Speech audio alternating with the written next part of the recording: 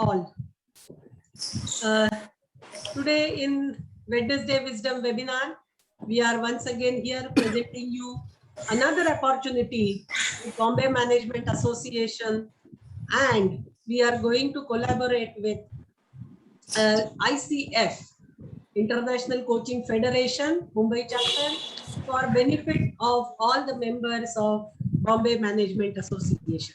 I am very happy today to welcome the members of ICF along with Priya Sharma Sheikh, who is the president of Mumbai Chapter, and all my senior colleagues, past presidents of Bombay Management Association, my colleagues on executive committee, to this function where we are starting our collaboration for mutual benefit of our members, corporate members, and also the students who need more coaching and mentoring for their careers.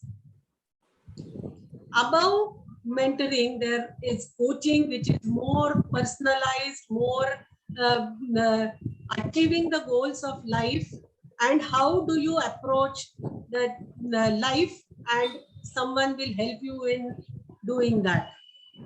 We now see many opportunities which are available for trying to understand what oneself is and how you can achieve your goals, how you can achieve your dreams in your corporate career as well as in life. We are going to have this association to realize our goals, objective, as an association and as a member of this association also.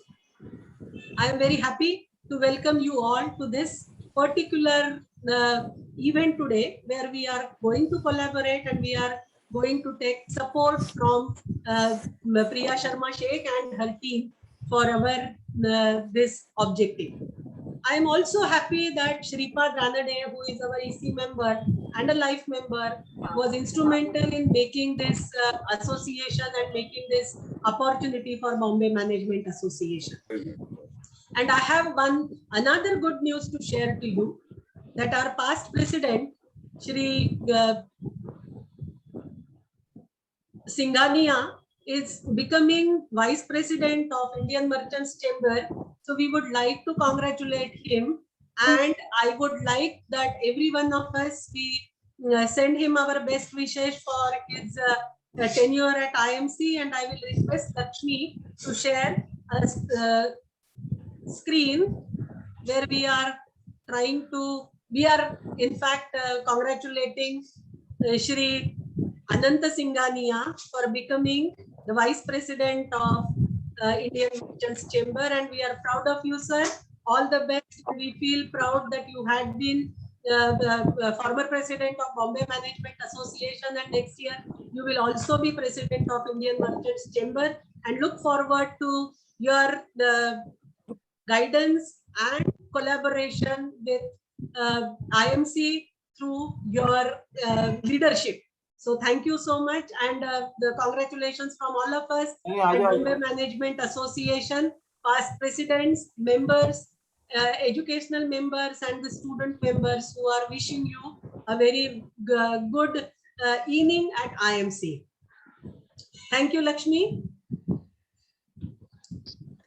I will now request Priya Sharma Sheikh to give her perspective about this particular collaboration that we are going to have. What are their expectations and how can we benefit mutually? Priya, over to you. Thank you so much, Kavita. It's such a pleasure to be here this evening and have so many of your members attend the evening.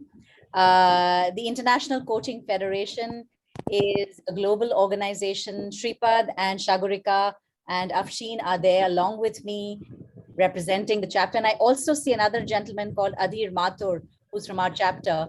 And I'm so excited that all five of us are here representing the chapter in that sense. So coaching clearly is a tool of choice for individual and organization development. It's been proven as a globally, go-to tool.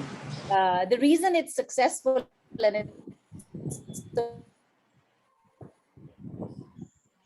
it's it's so innate in its, in its belief that every person is resourceful and every person has the potential to bring out their best. And what is required is just bringing their attention to themselves and taking away the distractions and making certain that they believe in themselves to bring out the best in themselves. So I'm not going to say too much.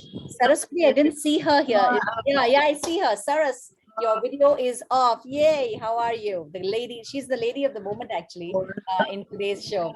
So what we are really excited about in today's show is that, we've got all of us coaches who are, who we are certified, we are well, trained, we have practiced, we've got credentials, globally recognized credentials, and we are all here to make, the world a better place by simply making people know that the potential that lies within them is just sitting there waiting to be tapped into. And a coach can help you do that. In fact, Saras is going to show us a demonstration of how that can be done in today's session. We're going to start off with an explanation of what coaching is and what it's not, so that the people who are uninitiated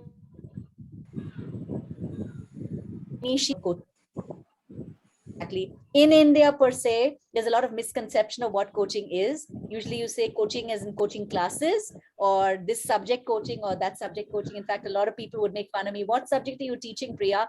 And they would say, the coach ban gayi ho, kaun sa subject padha rahi ho? And I would have to tell them, no, this is something different. This is an approach that says that we are the coach ourselves. We need to be the coaching, become aware of ourselves and build from there. And that's what a coach can help you do. So I do not want to take any more time. I'm going to give it back to you, Kavita and Shripad, and whoever else is taking it forward from here. But trust in us, believe in the coaching fraternity to be partnering you and partnering all your members in their growth journey. And this is the first step. And I believe that going forward, we could come up with new ideas and ways of how we can impact their lives with coaching. Thank you. Thank you, Priya. That's great. And now I will request Shripad Ranade, who is actually a common factor between ICF and BMA. And BMA members, many of us, we have attended his session, and we know Shripad as a life member and a member on the executive committee of Mumbai Management Association.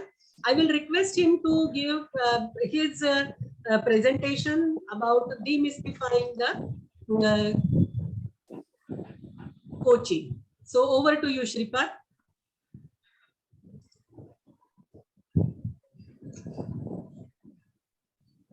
So thank you very much and good evening, everyone. I'm going to share my screen so that I'll make use of some slides.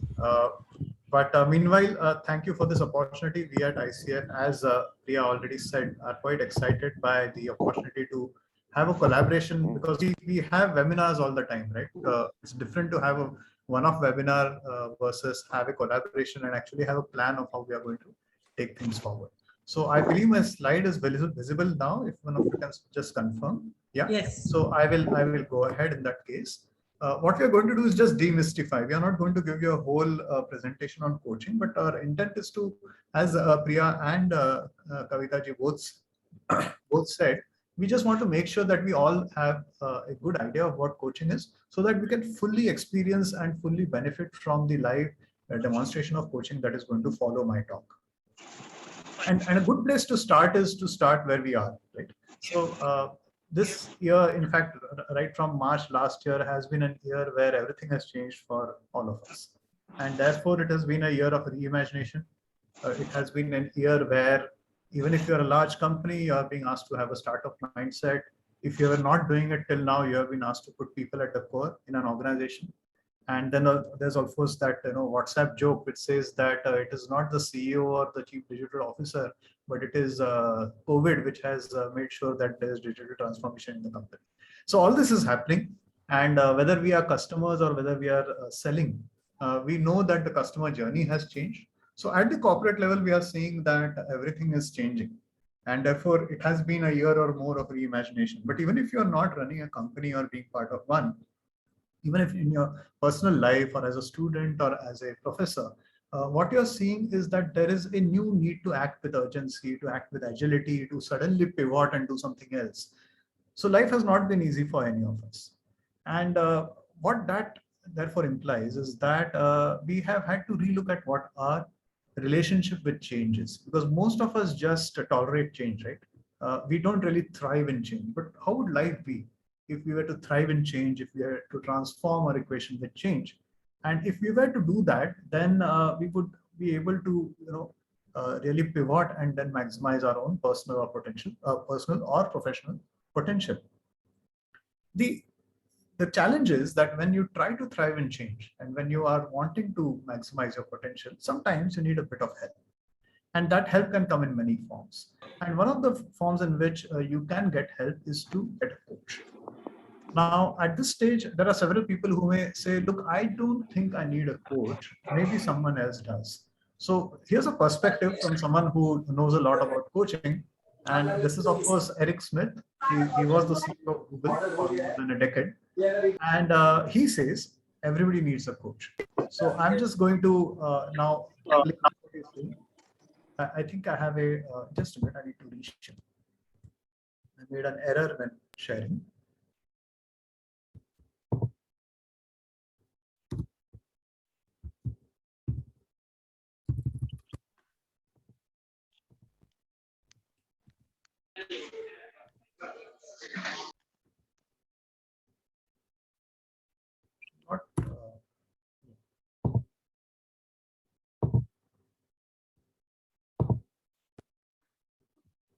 Yeah, so let's listen to what Eric Smith has to say about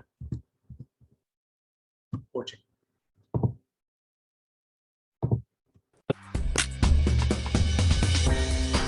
the years, I've received so many different kinds of advice, I don't know where to start. One that comes to mind is to have a coach. Our board member in 2002, John Doerr, said, you need a coach. And I said, well, I don't need a coach. I'm an established CEO. Why would I need a coach? Is something wrong? He said, no, you need a coach. Everybody needs a coach.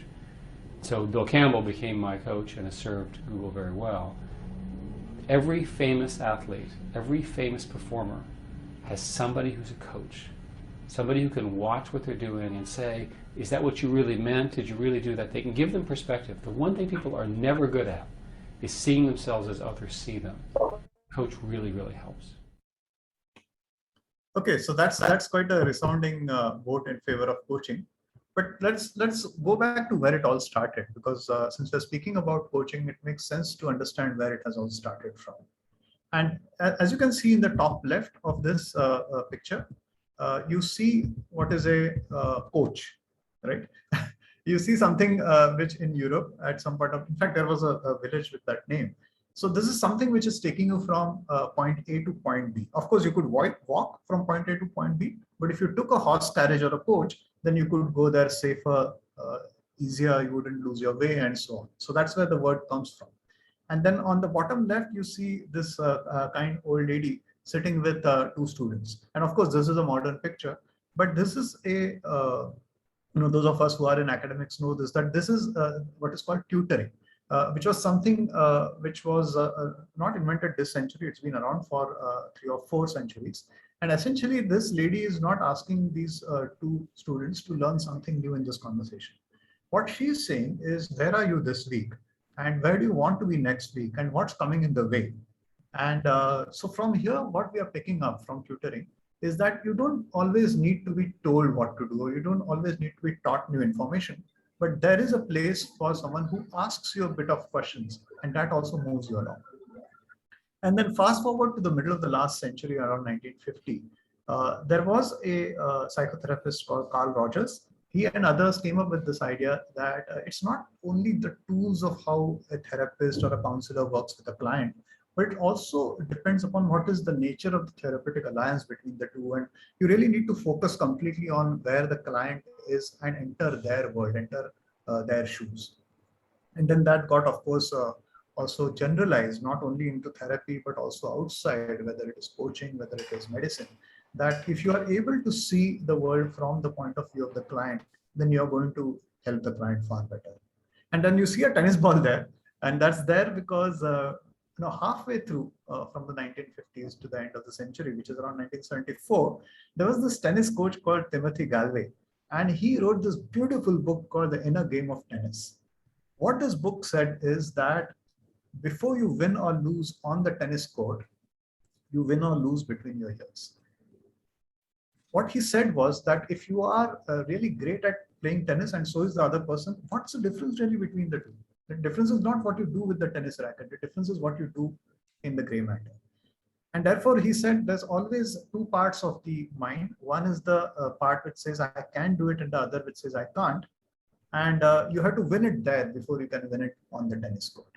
So that was beautiful. If you see all of these influences, one of them is about saying someone can help you to go from A to B. And the second is saying that questions are also a good idea, not always answers. The third is saying that it all depends upon the point of view of where the client is and what the client is feeling. It's not about what the coach or the teacher or the mentor thinks the client should be feeling. And the fourth was about winning between your ears before you win in the world outside. And then around the 1990s, there were people like Thomas Leonard pictured here, who put it all together, created this new profession of coaching, which really then helps someone to go from point A to B by asking them questions and not giving them answers.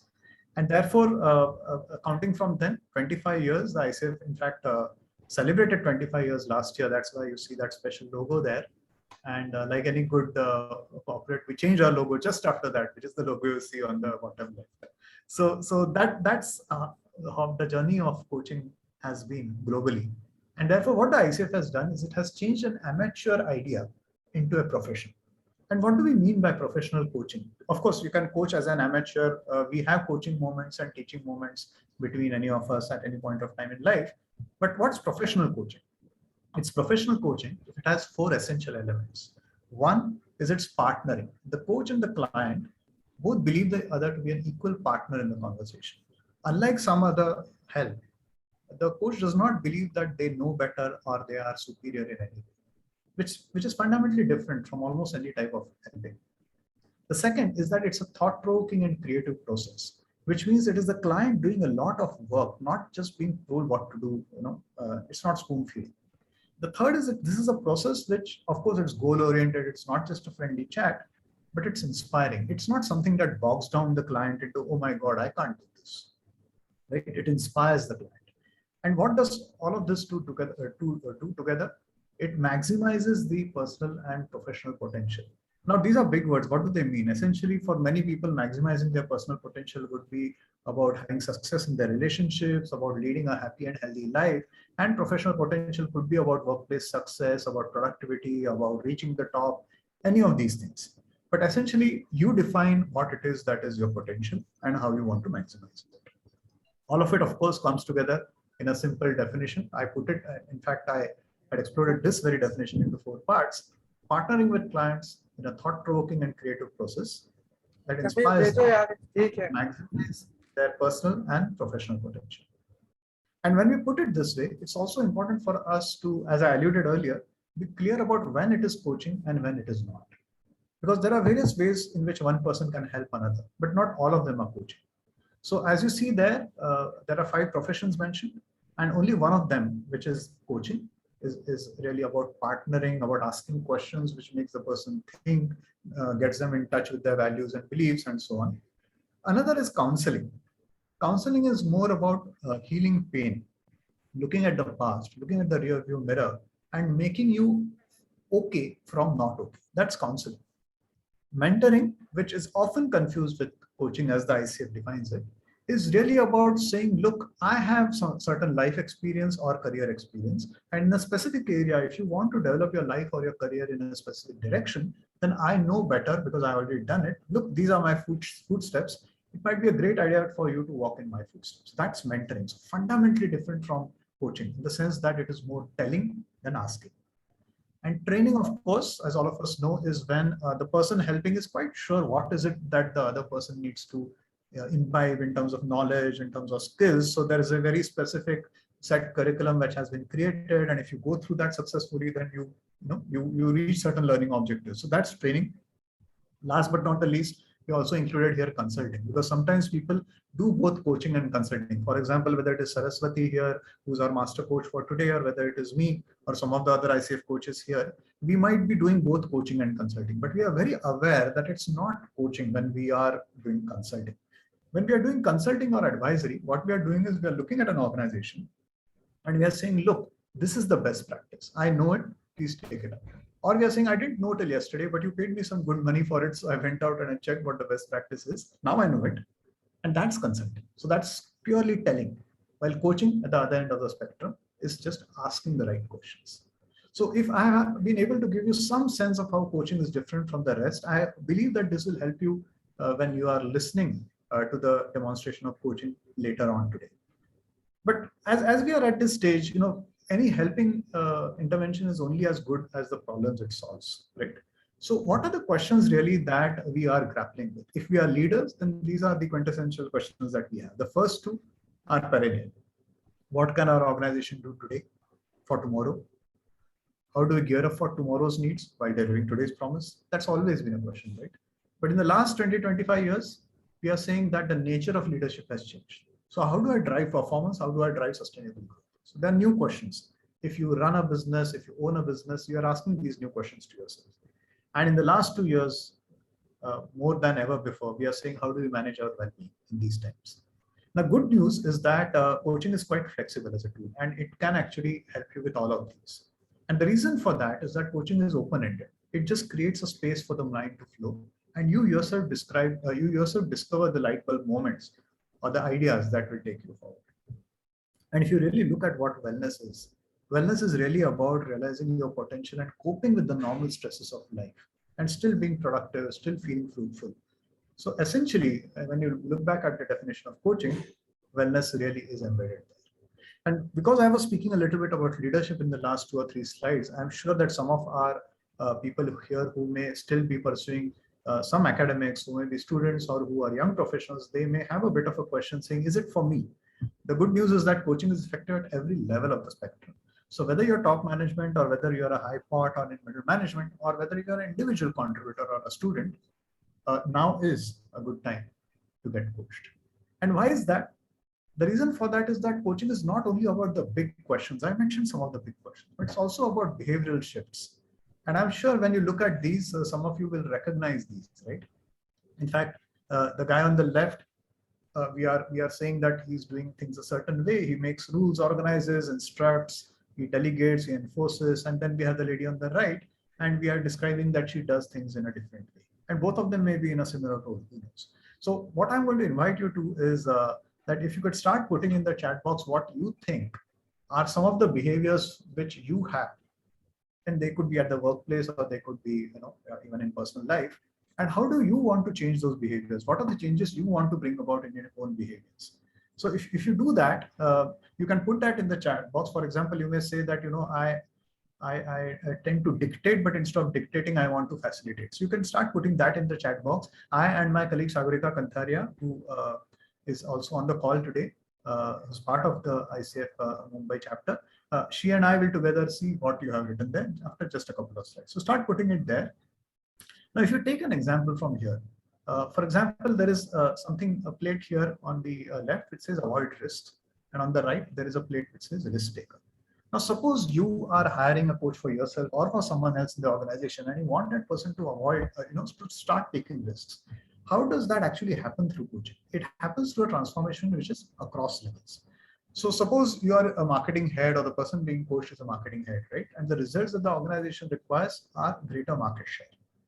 But the actions required for those results are more risk-taking actions in the marketplace. And therefore, the behavior is risk-taking behavior. All of this is evident. The boss knows it, the person herself or himself knows it, the HR business partner knows it. But I'm showing you an iceberg. So this is the proverbial iceberg methodology, iceberg analogy, right?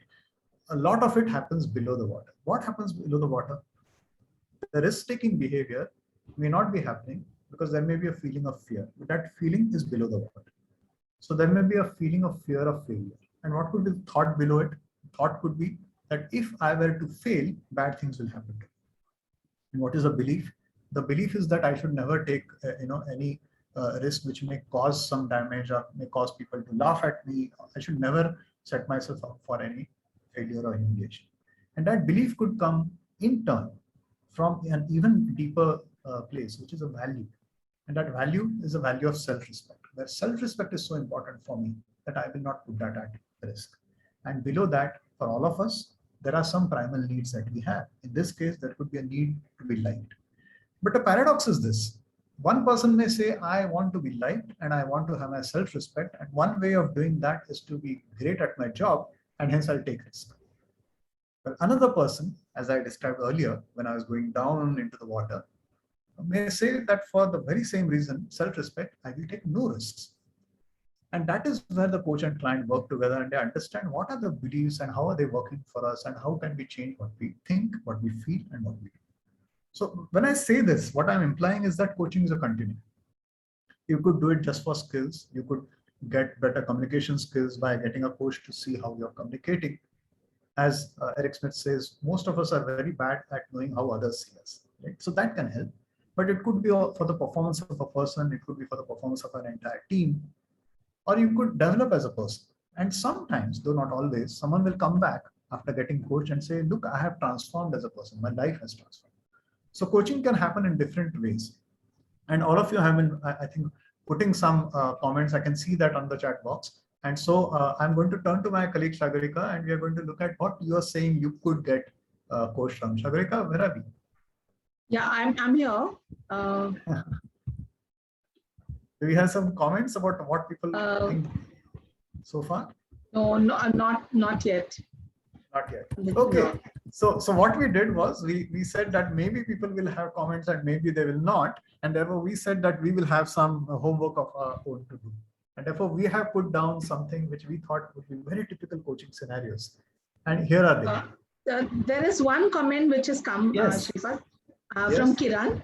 How do I know for sure how others see me? So in this limited context, Kiran, what we are saying is that I think the coach is there to hold a mirror to you.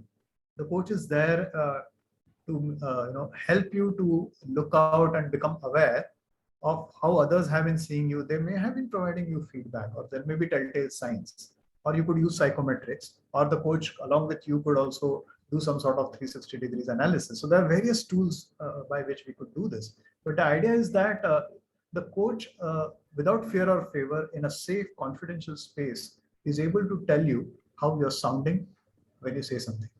And that's pretty useful for most of us. And when you do that, for example, you can enhance communication. You can use it to, for example, manage your stress, manage well-being, and so on, because you're now seeing how you really look to other people, and also perhaps how you're seeing to you're looking to yourself when you take a good hard look at yourself. So these are some coaching scenarios. You can use coaching for something as simple as enhancing communication, which is at the top left, but you could use it for something more complex, such as transforming culture, which is the green spot right in the middle. So it really depends on what you do in life and how you want to use coaching. The good news is that across scenarios, coaching is actually quite effective, and it works for everyone. And this is actually a study that the ICF did several years ago, and this was done globally. And as all the pie charts or the dials tell you there, almost everyone is happy with coaching because it works. Increased productivity, positive people, return on investment. So irrespective of whether you're hiring coaching for yourself or for others in an organization, or whether you're hiring coaching for your personal potential, it is very likely that it will work for you if you have the right coach. Closer home, the Singapore chapter of the ICF did this study last year, and they did this for South Asia and Southeast Asia. And they had research partners, for example, like the National HRD Network in India. And they, of course, asked many questions. It was a survey, but they were asking questions about all the key OD or L&D tools, such as training and coaching and mentoring and so on. And look what they found. People said that in the top 3 interventions that they will use for organization development, training and coaching are about equal, 29 and 27%. So therefore, here in South Asia, if you are not been using coaching and only been using training, whether as an individual or as a manager or as a leader or as a business owner, it's time to look at why that is so and what you could do with coaching. I'm just going to give you 2 examples so that you have a better idea of how people have actually used it. The ICF actually awards companies for adopting coaching.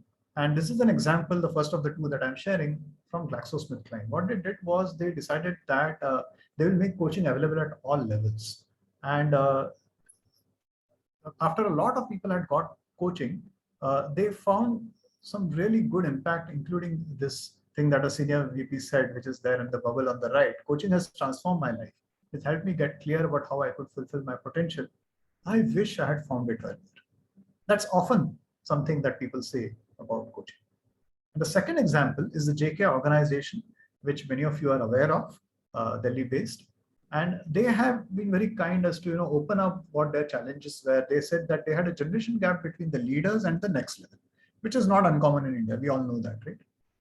But the only way for the organization to be successful in the new world, in the new economy, was for them to have innovation and retaining talent and so on. And for that, they needed a change of management style.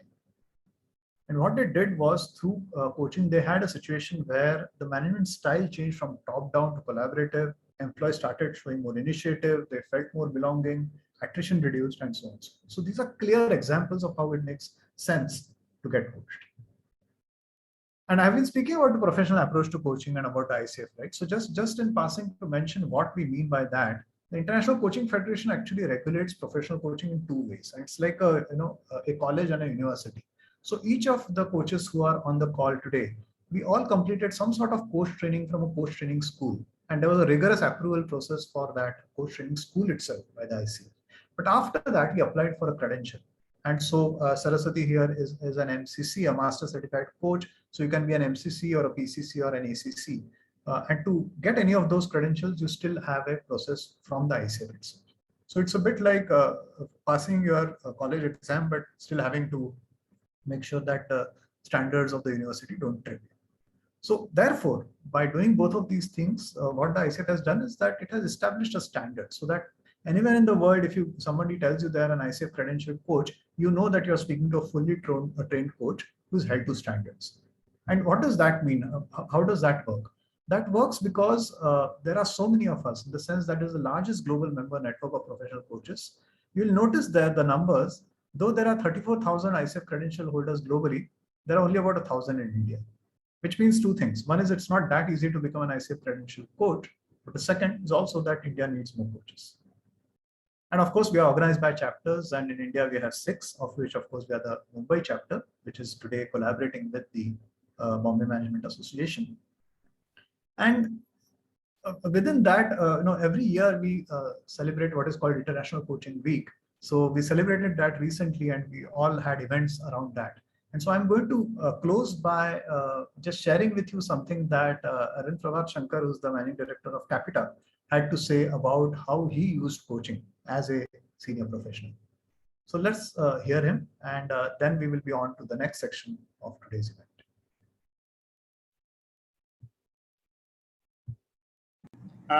Actually, my coaching journey started almost 8 years ago in my previous company, where I was going through a big leadership transition.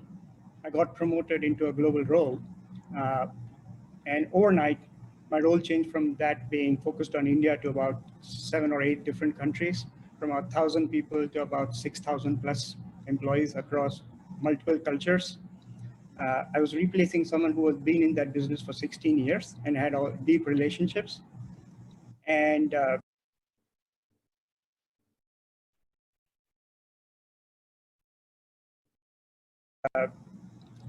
also, I was taking over where I was superseding a lot of my peers who became part of my leadership team.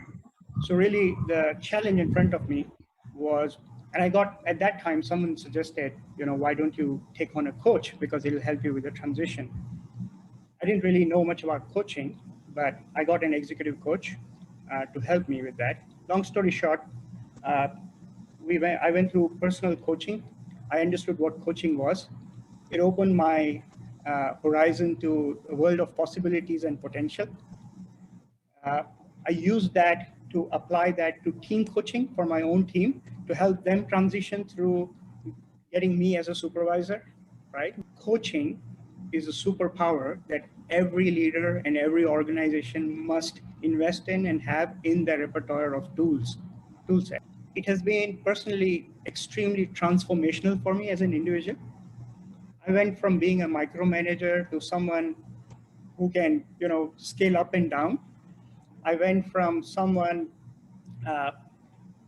who was used to a tell way of managing to more a balanced way of where there is an ask, there is a tell, and there is a directing depending on the context and the situation. My listening improved. My whole this whole concept of being present and being respectful for everyone really improved. And in today's world, we talk so much about being inclusive and diversity and all that. Coaching is probably one of the most inclusive things that is out over there. So much so that it then automatically fuels diversity and leads to innovation. So yeah, as a professional, I think it really helped me make that shift, right, into a leader when I was going through a big transition. And I think everyone going through a career transition or role change or anything, all organizations and every individual must have a coach. It's not about fixing a problem, it's about unleashing your potential. And as a personal thing, I think my relationships became better. And my first coaching goal was really to have Buddha-like response to minor irritations in life, right? That was my first coaching goal. I'm still on that journey. I haven't really, it's a journey. I think it's if you continue on that, but it's been transformational to say the least.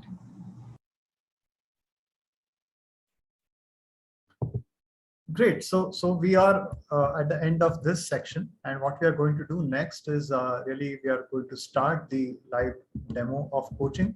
And as the slide there tells you, we are going to have 25 minutes live one-on-one coaching by a master coach with a volunteer client. And I'm very happy to introduce our master coach, Saraswati Anand, MCC, and our volunteer client, who's our very own Mr. Jagmohan Singh Rishi, who's also a ICF coach, but he's on the executive committee of the Mumbai Management Association, and he has very graciously agreed to bravely subject himself to all of us listening and watching him getting coached. It's not easy. He has chosen to do it, and I really commend him for coming forward and doing that. But I don't want to create any more pressure. So I would request all of us to respect the space and silently watch and listen for the next 25 odd minutes. Except the coach and client, all of us will be on audio mute with our videos off. I will be spotlighting the two of them. None of us need to appear or get heard by anyone. So let's just watch what they are doing. And at the end of it, we will have a Q&A, of course, with the ICF panel. Priya Sharma Sheikh and Saraswati Anand are here to answer our questions.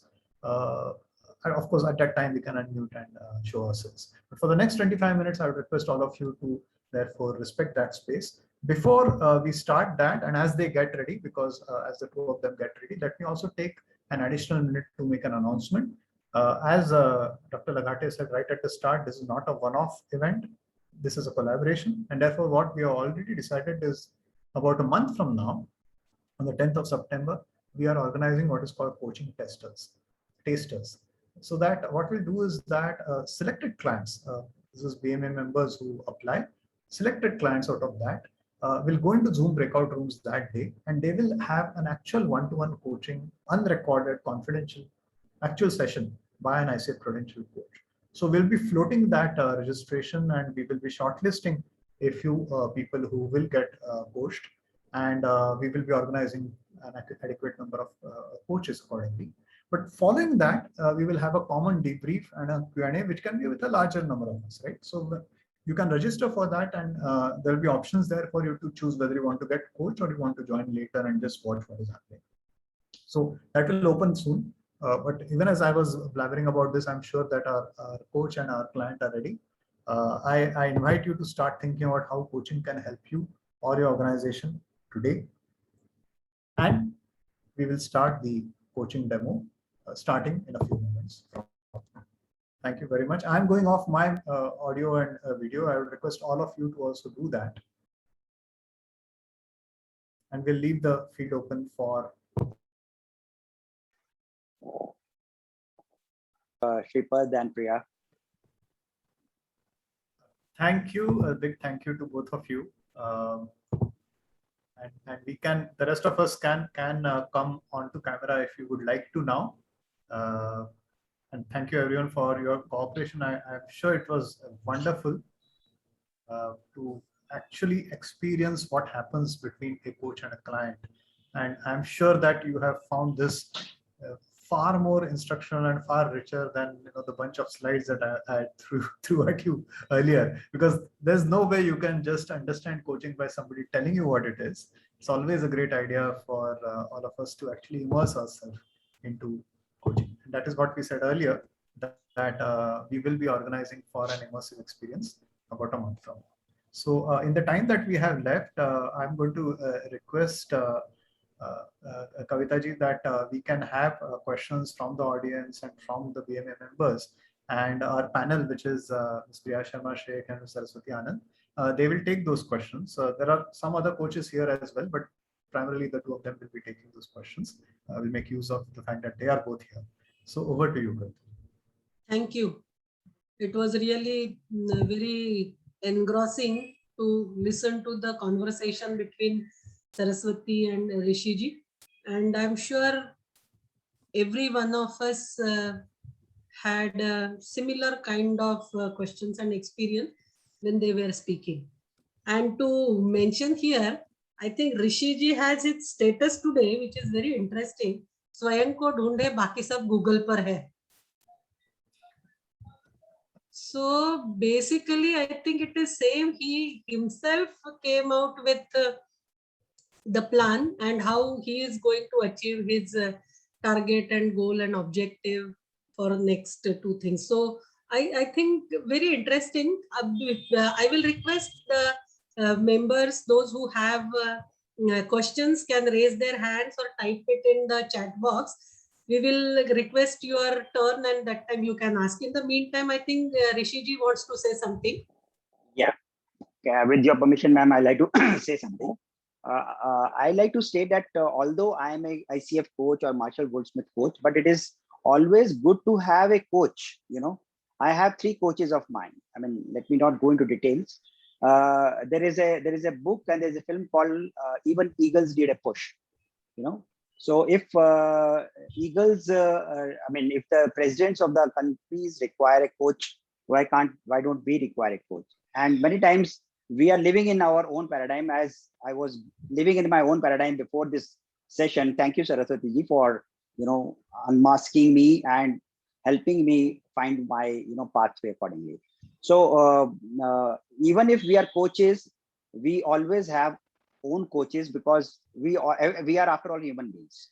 So sometimes we are not able to find our own solutions. It is always good to have a coaching session from a certified coach who can help us find a solutions.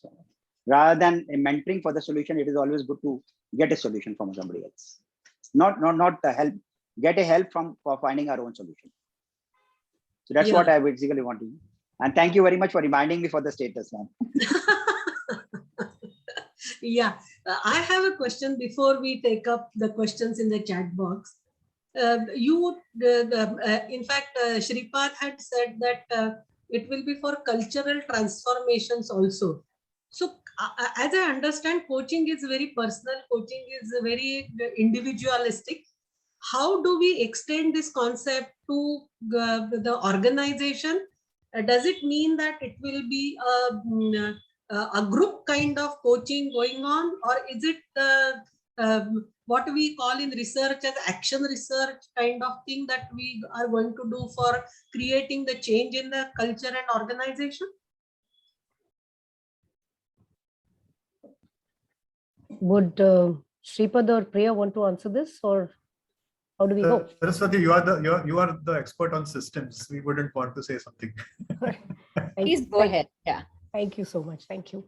Kavita ji, I think that's a wonderful question that you asked. And the reason is change, and all kinds of change is what's happening today. And that is our context. So how does coaching help you? Coaching helps you actually manage through the process of change. That's really the fundamental of coaching. What happens when you are, when you are looking at cultural transformations? And I'll give you an example of an organization where the organization was actually going through a turnaround. And in this turnaround journey of theirs, there were coaching is not just one of those solutions, right? It has so many things. There is a strategy that comes in, there's an operations that comes in, there's a, process re-engineering that comes in. All of this also happens.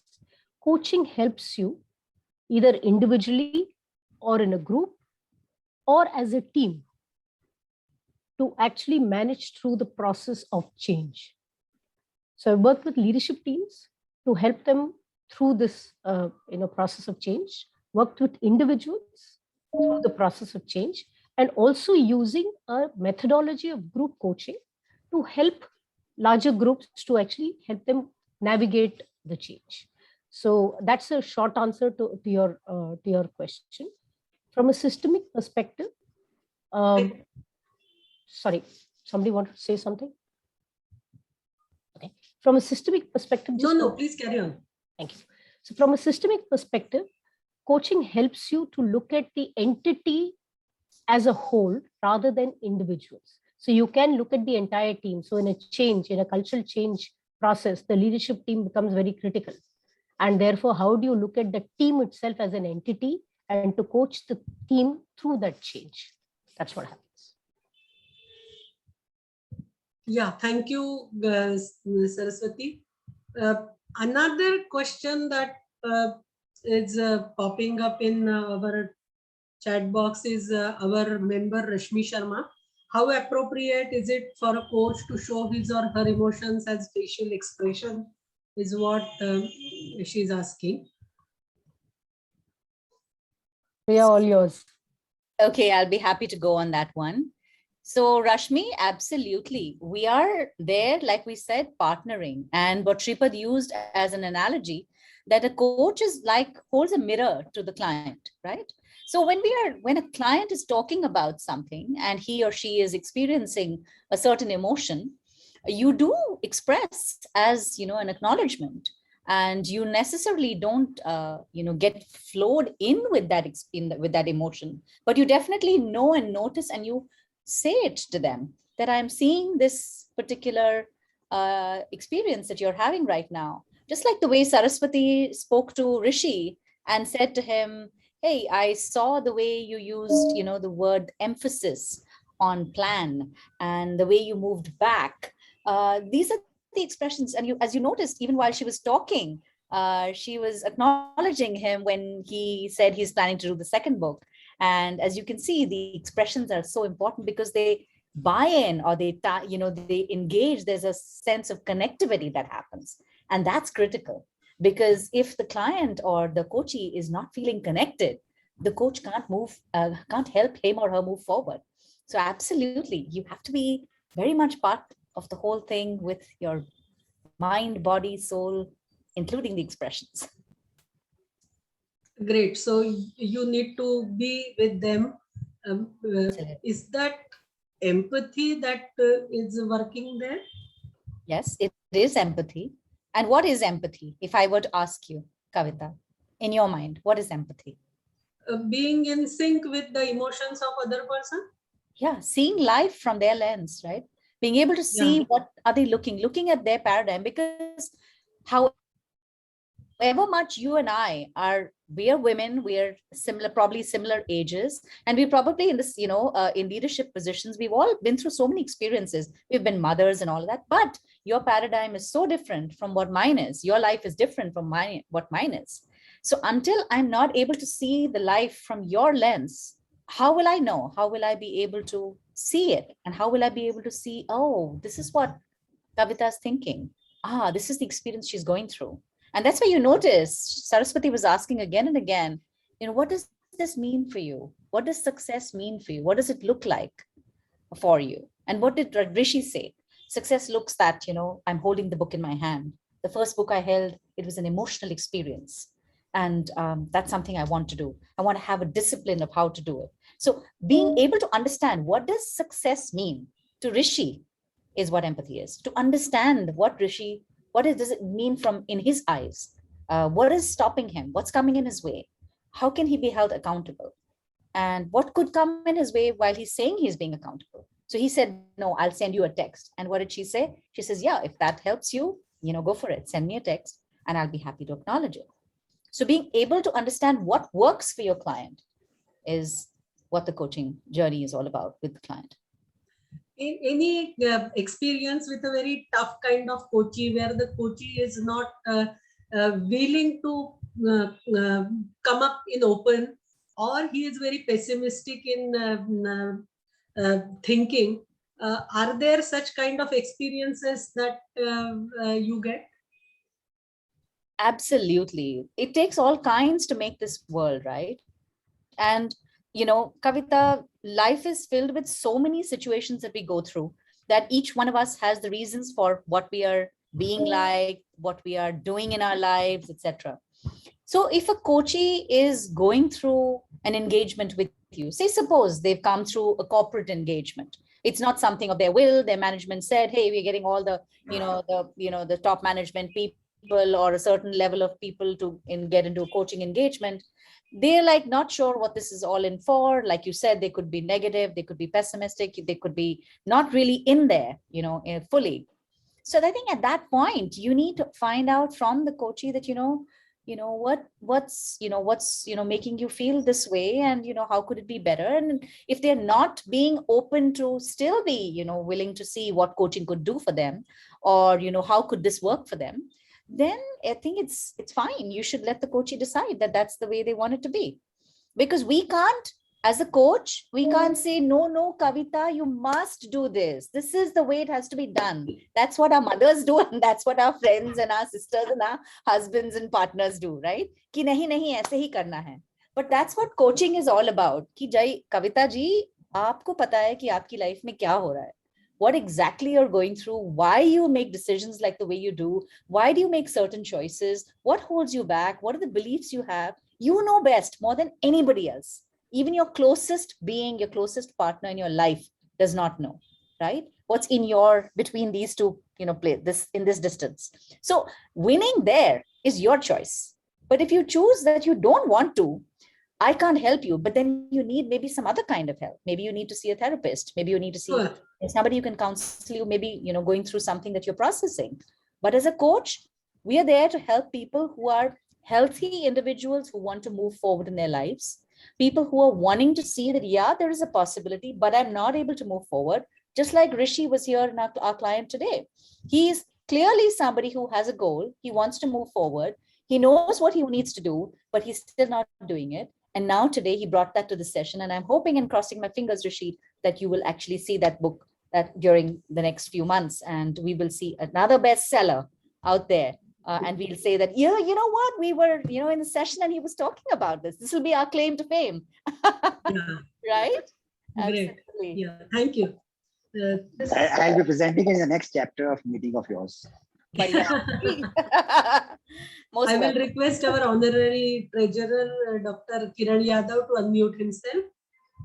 He has a question. He has posted a question. I think Priya almost answered my question. Okay. She said that coaching is not for those who don't deserve it. No. So I didn't say everyone deserves a coach. Sorry, Kiran. If I may just, the part which you said about a mother, emphasizing and insisting on certain things that a child does, okay, is not really coaching. But I don't know. I think mothers are the first and best coaches in our life, in any case, with all due limitations, with all due, because they know us with our limitations, they know our resistances, and they also understand that what our potential is. So what my question was that supposing if I'm not, for example, Rishi had tremendous clarity in what he wants, okay, but what if somebody is not very clear, somebody is not very competent, okay, let's say take a case of mine, okay, I may not be very clear on what I want to really do next, what I want to make things happen, and I'm not very let's say energetic or enthusiastic about it. So how would coaching work for me? Right. Can I go and answer a bit, Saraswati, and then I'd like to add to it. Go ahead. So firstly, Kiran, yes, you're absolutely right. A mother can be the best coach ever, provided she decides to have a role like that of a mother. A mother gives a lot more than just coaching. She gives so much more. So there's no comparison here. The coach is not the mother. The coach is someone who is there for you as a mindful choice that you make, that yes, this is somebody who's going to help me, right? Move forward in my life. Whereas a mother is there for you unconditionally. आप ना भी बोलोगे तो माँ आपके पीछे पीछे पीछे आएगी, right? So the coach is slightly different.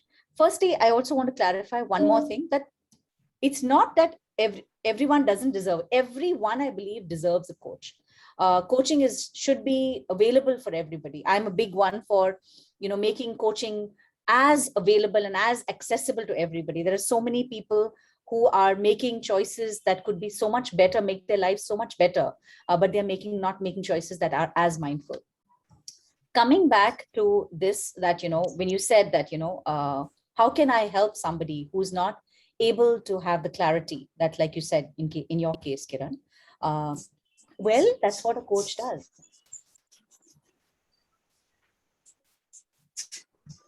Actually, if you chose to find a coach in the first place for yourself, you come with a preconceived thought that what do you want to do with the help of a coach, for example? Where are you? There are various tools that we can use. There's something called as a life wheel, for example. Where are you on various aspects of your life? For example, finance, family, travel, self-development, spirituality, social service, so many aspects of a human life that exist. Right? So a coach could ask you and delve with you and saying that, so where are you, Kiran, on all of these aspects? Are any of these aspects calling out to you, feeling that you want to make change or you want to do something? So there are ways in bringing you to awareness of what you want to do. In fact, coaching, usually if a coaching engagement starts and it's a continued engagement, it begins with self-awareness. So the coach helps you become aware of who you really are and what are your core values, your strengths, what is a life purpose that you might have, and what do you want to do going forward with any of these things, right? So to be able to get that clarity is something that, provided yes, I want a coach and can you help me get clarity about my life, that's exactly what a coach can do for you.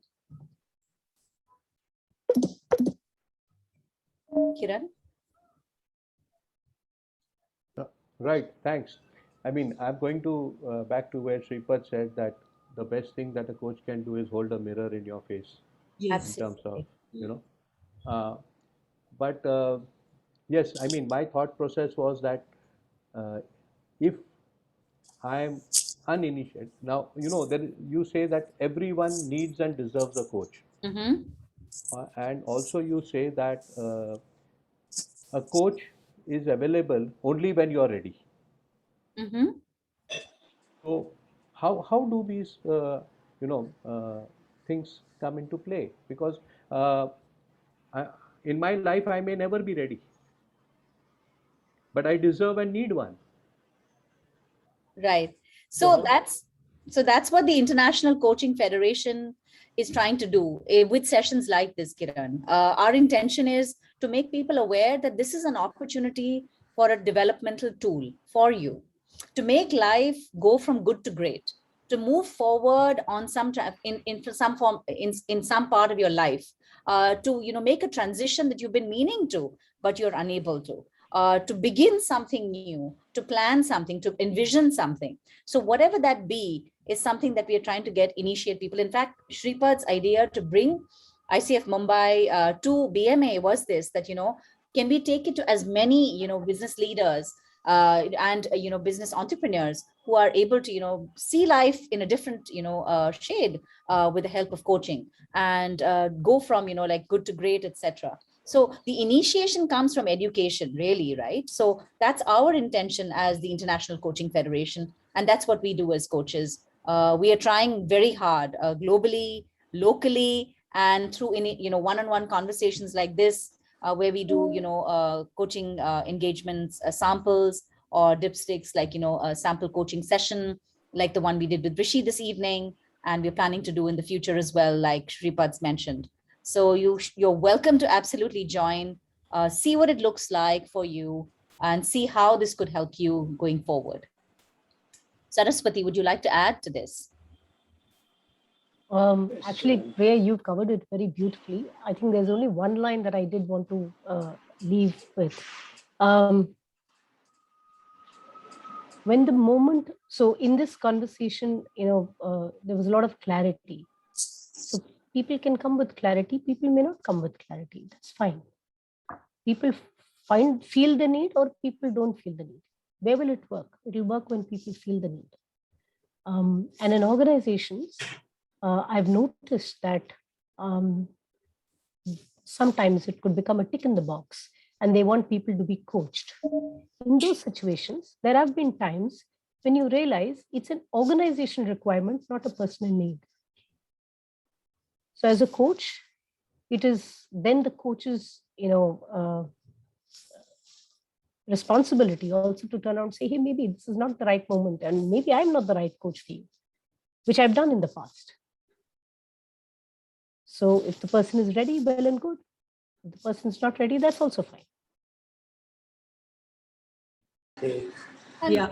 And Kiran, just to add to that, one last piece I want to say here, that coaching is, although it's I'm a firm believer of this, that that according to the Indian mythological story of the Mahabharata, where we had Krishna who was coaching Arjuna, or in the time of the war in the Kurukshetra, he was asking him questions, and Arjuna was like, frustrated all the time, just saying like, give me answers, why you're not. So he was really making him think and making him make the choices, right? And isn't life really about a consequence of all the choices we make, Kiran, right? So when we are making choices, we are choosing a pathway, we're choosing a doorway. So a coach is there able to help you choose the right doorway, choosing a doorway, helping you, making you mindfully aware of what could be if you open this doorway and move in this direction, right? And as coaches and as the association and as ICF Global, our job is to make people more and more aware, because coaching as a modern developmental tool has just about started to become more prevalent and more, happening in today's times. It's a new tool in comparison. It's much newer than, for example, training or teaching or counseling or, consulting. It's a very new tool, because we believe that, everybody knows what's best for them. When I was young, I would be the sort of agony aunt. I would be the person who people come and talk to me a lot, and they would come and share their deepest and darkest of secrets with me. And I'd, wonder that, I'd listen how much this person is sharing with me. But the moment, Kiran, I started giving them advice, they would get on the back foot. And I'd always wonder that, why does that happen?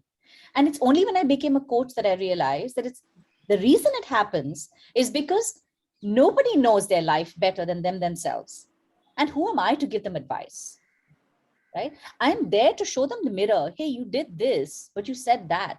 But what do you think it could have landed with this person when you said this? For example, showing them what they've said, what they've done in a different light, making them aware of the things that they're saying, doing, being. Thanks, Priya, for and alluding to the Mahabharata story. Yeah. That, Duryodhana has always been a tough nut to crack. But thanks for the invitation to come and explore. We'll definitely take advantage. Thank you. I'm going to have chime a in. question. Yes, Indrapalji, let me chime sorry. in. I'm just chiming in to request that we are launching the feedback poll. Just two simple questions. We are not ending the session. We will continue with the Q&A. But meanwhile, just we are launching the feedback poll. So just two simple questions about whether you got something interesting from this session. So just request everybody who's on the chat box. Yeah, Mr. Indrapalji, you can ask the question. Yeah, meanwhile, we can continue. Indrapalji, you can. Yeah. My question was that at what stage, how young a person should be to benefit from this coaching, or for them, it's a different class of coaching. And what would be the average cost per session, or how long those sessions would be? Say, how many sessions a person would require? A kind of a ballpark figure. Saras, you want to go? So I think your first part of the question, Indrapalji, seems easier to deal with for me. And I'm hearing you say that at what age do can you start coaching? When they start asking you questions. Sorry? When they start asking you questions. Yeah, for example, see, when children are in the 13, 14 years of age, and they are quite confused, they're academically pretty good, but they have no idea what they're going to do in life. So either they will fall prey to what their parents want them to do, or what their friends are doing and stuff like that, and therefore go through a lot of wasteful effort and experience in their lives, or maybe even disappointments. So if 13, 14 years of old, if coaches are engaged and they guide them properly, hold the right mirror, and they can see for themselves what is good for them and they make the right choices, I believe it can be very helpful. So this International Coaching Federation, is it for only the professionals or it is for young people to be helpful? Because the very, very important choices are made at that stage. And second thing is the idea of cost, because how much would it cost? So for example, I'm 77, I may want to have a coach. So I'm saying I'm the right person to take a coach, because I may have my own dreams or something, which I have not been wanting to do at like Rishi Pension, and may want to do.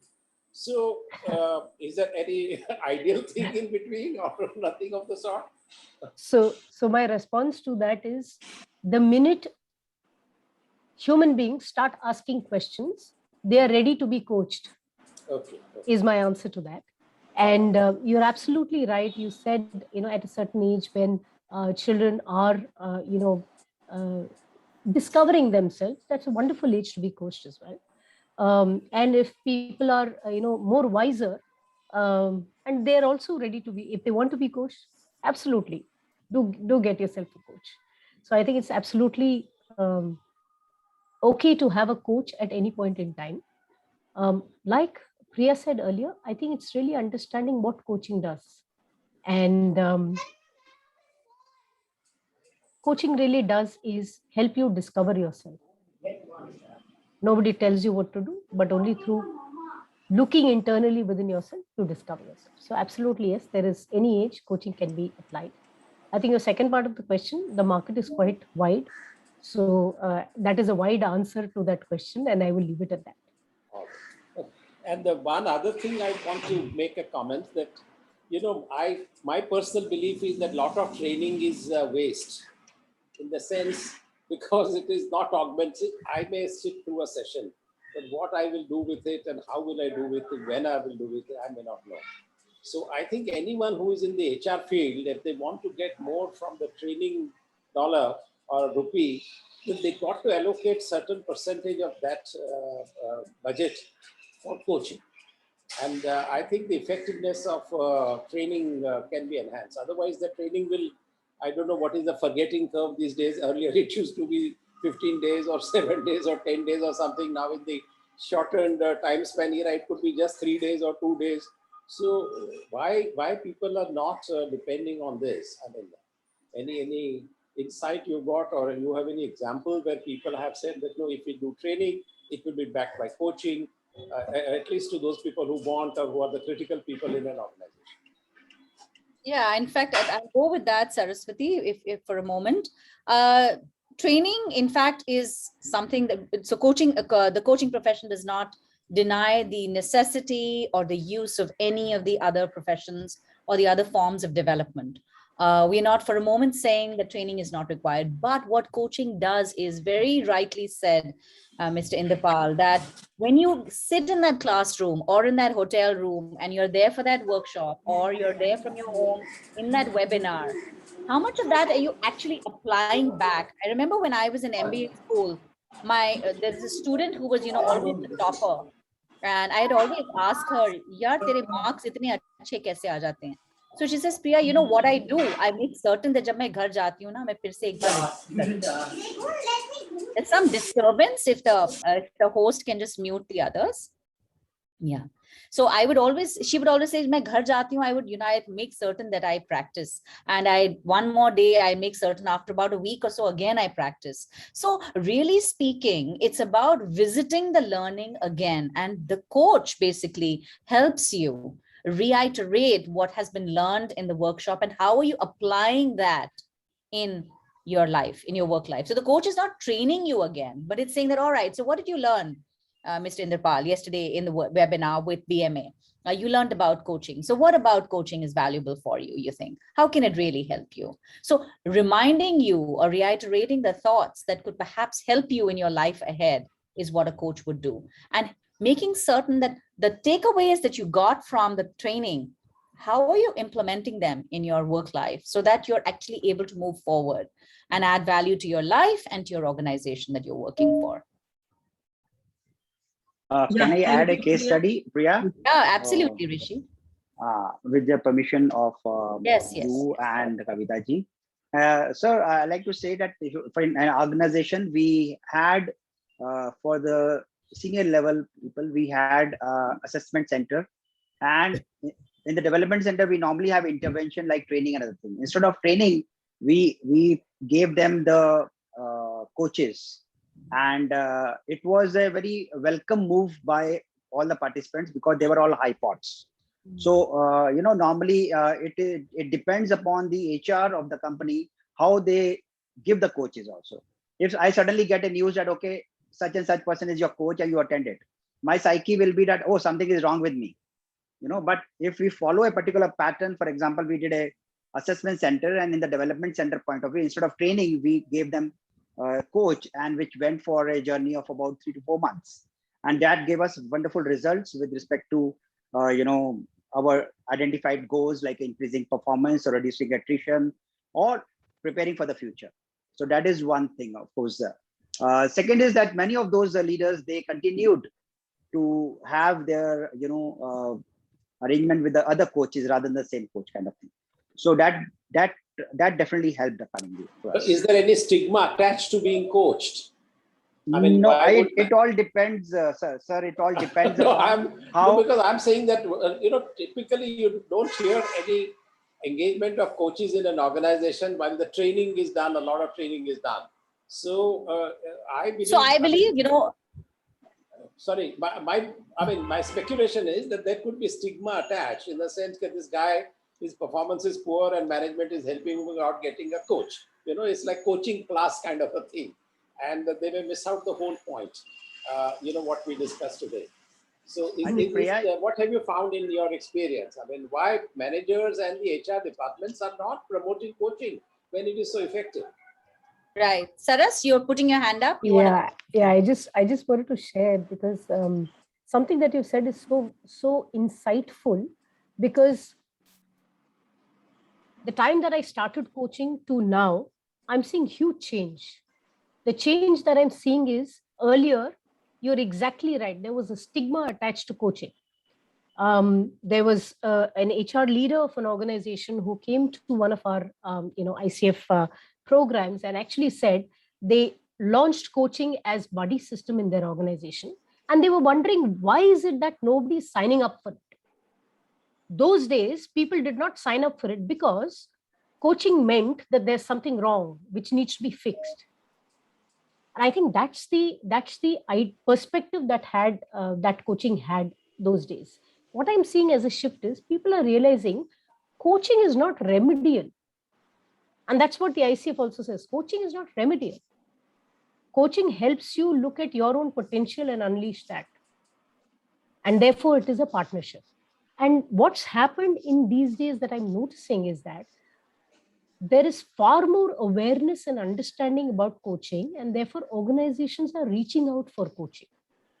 While I say that, given the fact that India is large the way it is, I think there is far more scope for that number to be to really go higher up. But yes, there is definitely a shift from then to now. Definitely. Thank you, Saraswati. I think CM RSR Murthy, who is our EC member, he has a question. I'll request him to ask this question. Hello, good evening, the expert panel. I think the coaching conversation with Rishi was also very useful, and there were lessons for the coaches also as much as a demonstration for the coaches. Now, my question is, as a coach, I'm also a certified coach, and I had the opportunity of coaching a dozen people in the last few years. My question is, while some are, of course, a grand success story, some, unfortunately, beyond the 4th or the 5th session, they perhaps lose the interest. Could be for various reasons. So my question is, what is your experience with such situations, and are there any tips that you could give to make the journey complete and satisfactory for the coach as well as the coachee? That's my question. Saras, you want to go, or should I? Go ahead, Priya. Yeah, so this, if and when this happens, Murthy, can I call you Murthy? Yeah. Yes, absolutely. If and when this happens, yeah, if and when this happens, okay. So if and when, okay. So if and when this happens, Murthy, there is obviously the option you have to check in with the client and say, you know, I'm noticing this in you, and you know, what would you like to do going forward? It's the client's journey finally, right? It's not your journey. The reason that the coach gets hassled about it and gets anxious about it is that they feel that this is something that they want the curve to move from here to there. It's the coach's intention is to partner this journey. But at this point, suppose along this journey, suddenly the coachee decides that they don't want to pause, or something else has come up, or God knows what has come up that has become more priority in their life. You are absolutely willing to, you know, you must in fact ask them, you know, what's going on, what's coming in the way, and what would you like to do? Absolutely. I have done this before. And, you know, we also then find out that, is there something that, you know, could be done better?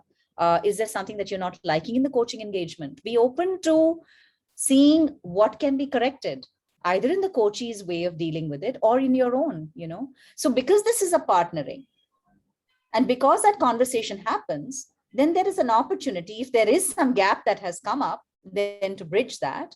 Alternatively, say that maybe there is some genuine concern that is going through in their lives, and then they're able to say, all right, you know, this is happening right now, and therefore we need to pause and we need to pick it up on so and so time, and then you check in at that time. So it's always with the client's permission, it's always their agenda, it's always their journey, and we are there just to partner them as coaches. So this is what I do, and this works very well, because then they know that, you know, I'm not pushing them ki bhai kya hua Murthy, aapka phone nahi aaya, kahan hua, session kidhar hua. I'm not, if you're not bothering to set up sessions, then I just need to find out that, hey, something's not right. Is all good? Do we want to still go ahead? What's happening? Can I help in any way?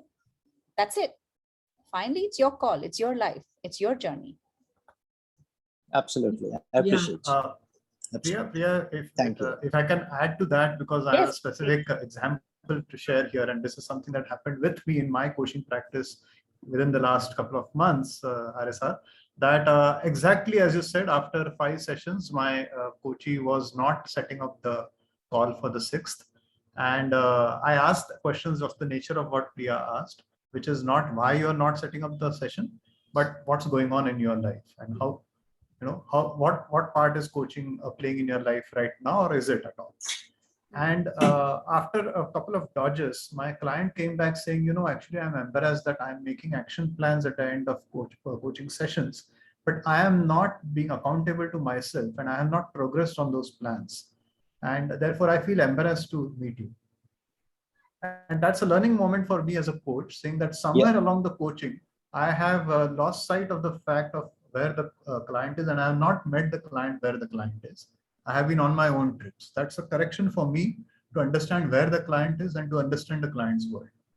It's an example of what Priya said, where sometimes we as coaches, we have our own agenda. It's my agenda to get a session. It's my agenda to get that money also, if I may be very blunt about it. And I lose sight of what the agenda of the client is. So I thought I'll just share this with you. Yeah, absolutely, Shripad. I think I can also share my own experience as a coachee.